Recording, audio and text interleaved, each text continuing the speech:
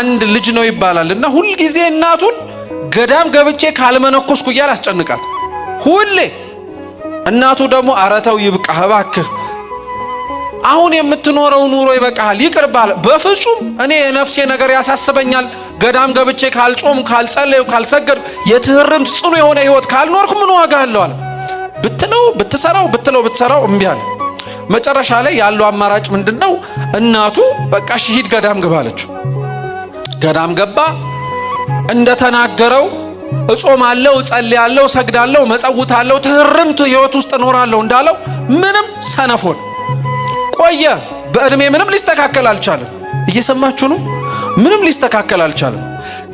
ቀጠለ። መጨረሻ ላይ የተወሰነ ጊዜ ከቆየ በኋላ እናቱ እንደሞተች ሰማ። አዘነ፣ አለቀሰ። ሄዶ አይቀብራት ነገር ገዳም ስለገባ አልወጣም አለ። እያለቀሰ እያዘነ እዛው እንቅልፍ ወሰደው እና እግዚአብሔር ራእይ አሳየው። ጻድቃን በቀኝ ኃጥአን በግራ ቆመው ከክርስቶስ ፍርድ ሊቀበሉ ወይ ሲኦል ወይ ወደ ገነት ሊገቡ ማለት ነው። እናቱ በግራ በኩል ቆማ አያት፣ ሲኦል ልትገባ ማለት ነው። ይሄ አይግረማችሁ።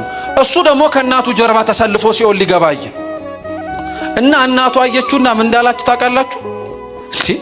አንተ ለነፍሴ ድህነት ብዬ ገዳም ገባው አላልከኝም እንዴ? ምን ታረጋለህ እኔ ጋር ተሰልፈ አለችው። አፈረ፣ በጣም አፈረ። ልዳን ብሎ የሄደው ሰውዬ የሚድንበት ቦታ ላይ ሆኖ መኖር ግን አቅቶት ስለነበር በጣም አዘነ። ክርስቶስ ወዲያውኑ መልአኩን ላከና ምን አለ መሰላችሁ? በተመሳሳይ ስም የሚታወቅ ሌላ መነኩሴ ነው አምጣልኝ አልኩ እንጂ እሱን አይደለም፣ እሱን ነፍሱን መልስለታል።